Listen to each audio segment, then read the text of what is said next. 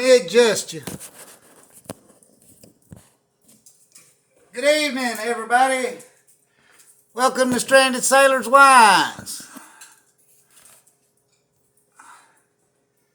Today we're going to be racking this beautiful Red Muscadine wine. It's going to look like this. This is the third racking. Red Muscadine wine. Red Muscadine wine. This is the second batch of Red Muscadine wine. This has been sitting for 2 months. This is the third racking of it. I got a clean 5-gallon carboy here. I hope I got that thing set to where you can see it. First thing we're going to do, we're going to take 5 campden tablets. I'm going to take 2 spoons. I'm going to take a campden tablet and I'm going to crush it up between 2 spoons. I'm going to add it to the carboy. 5 campden tablets. Hey, Chief, are you helping, buddy? Alright, well, you got to get out of the way. You can't be part of the video. Yeah, but I want to be. I know you do. 5 campden tablets. This neutralizes any yeast that may be left in the wine. This will neutralize it. The campden tablets will neutralize any yeast left in the wine. And then we're going to add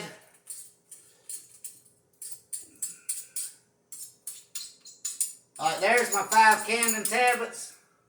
I'm going to put the spoons in a cup of star sand. Then we're going to add potassium sorbate. I'm going to add 2.5 teaspoons of potassium sorbate. This is to stabilize the wine so that I can back sweeten it. This wine is ready to be bottled. Once I put this potassium sorbate in it, I can bottle it.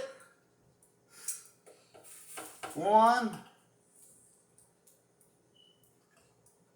2,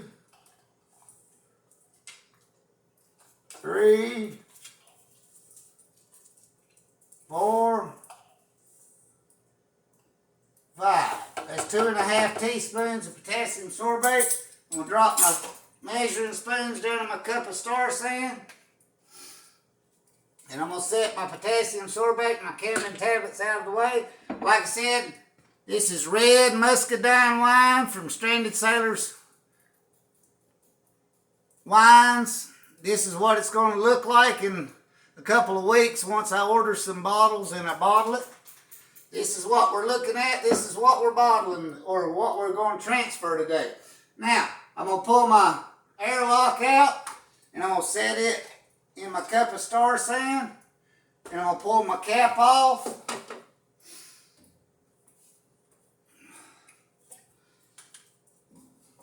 I hope I got the phone set where you can see it. I hope everybody's having a wonderful evening.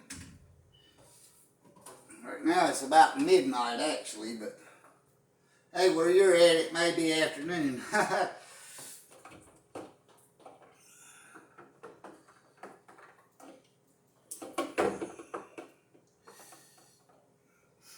You want to stick this as far down in the thing as you can. You want to limit oxygenation in your wine transfer.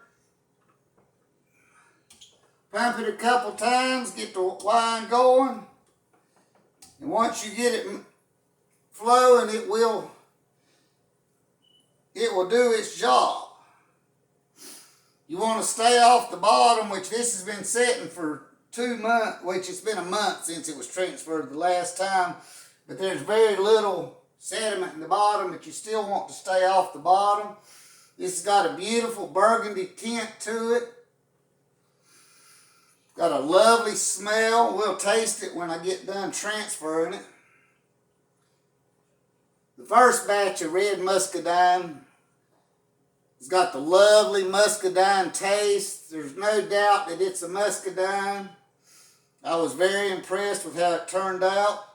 And I hope this second batch is just as good as the first batch.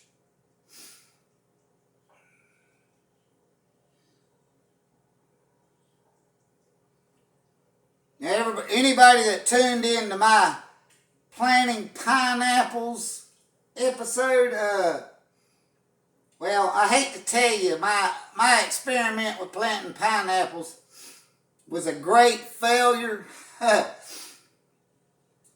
I watched Dar Sizzle's video again, and she suggested once you cut the tops off that you let them sit outside for a week and dry before you plant them. And she also suggested planting it straight in the soil instead of putting it in the water to root them, which another video said to put the tops in the water and they would root in the water. So I'm going to try the pineapple experiment again and do like Dar Sizzle said do, and set them outside for like a week and let the tops dry and then plant them directly in the soil, because I think planting some pineapples would be an interesting experiment. But my initial experiment failed drastically. So if you watched that episode, it was a failure. But I appreciate you tuning in though anyway. Now, this Red Muscadine, it's about 12.5% alcohol by volume, and that's exactly what the first batch of Muscadine turned out at. Like I said, it's very sweet. It's got a beautiful flavor and a beautiful color. It's a great wine. I'm very happy with how it turned out. It goes great with steak and like lasagna or spaghetti or something like that. It's a very good dinner wine. Or it's good for just sipping either way. It goes good with pizza too.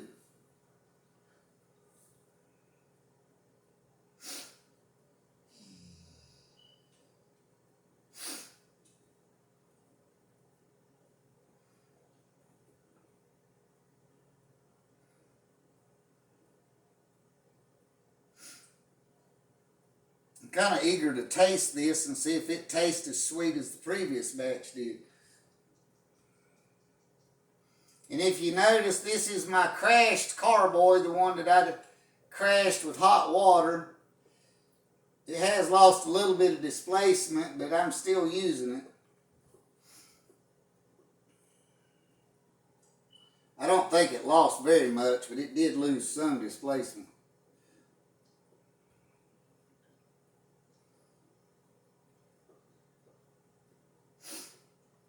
Maybe a half gallon or something.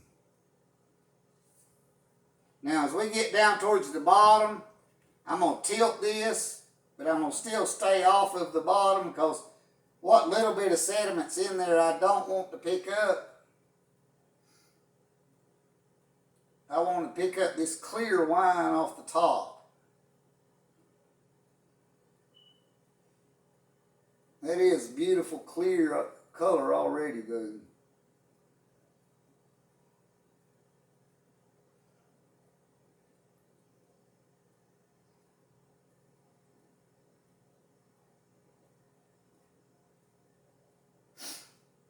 And I would like to take a minute and thank Todd from How To Done Right and his wife. They're kind of an inspiration for this channel, and that they've supported me, and they kind of helped me along the way with this YouTube channel. So I'd like to give them a shout out and a thank you for helping me and commenting on my videos.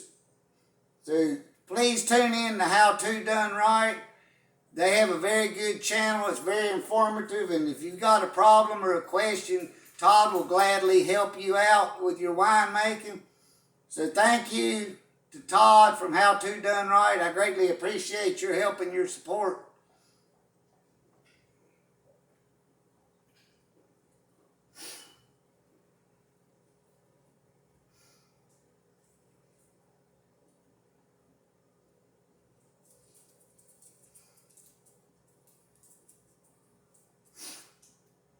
All right, we're almost done.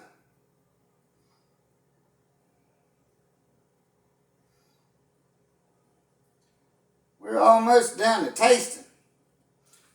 Now I tested this on the second rack, and the yeast had eat down all the sugars. It's down at 0.999. And the ABV was at -1%, so I'm not going to test it this time because we know it's already eat off all the sugar.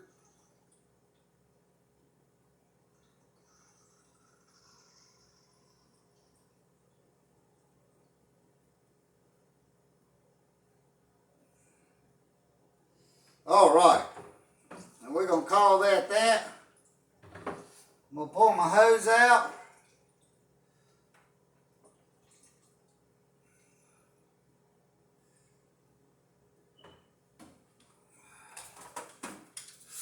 Disconnect my auto siphon, set it in the sink. Now there wasn't, see, there's hardly any yeast whatsoever left in the carboy, but this has been sitting for over a month. I'm going to set this out to the side.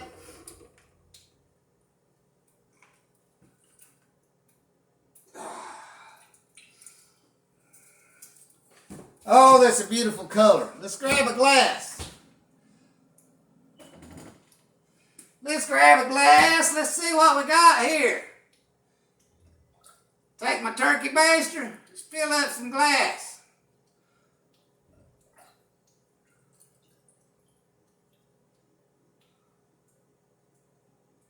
That's enough to taste it with. Ain't that pretty? Oh yeah. What a wonderful smell. And a beautiful color.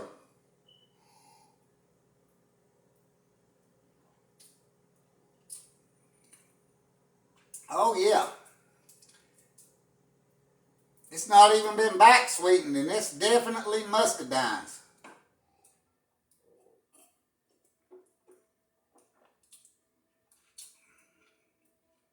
I can almost handle that as a dry wine. But it's definitely better with a little bit of back sweetening.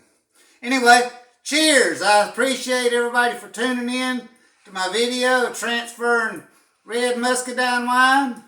I thank you. This is a beautiful color. I hope everybody's liked the video today. Thank you. I appreciate it.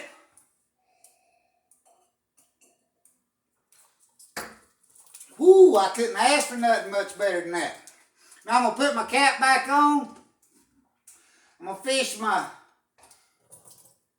airlock out of the cup of star sand, put the airlock back in. I thank everybody for tuning in today to Stranded Sailors Wines. I thank you for your time and your subscription. I want to thank all my new subscribers. Until next time, this is Greg tuning out. Thank you. Appreciate it. Have a wonderful day. Goodbye.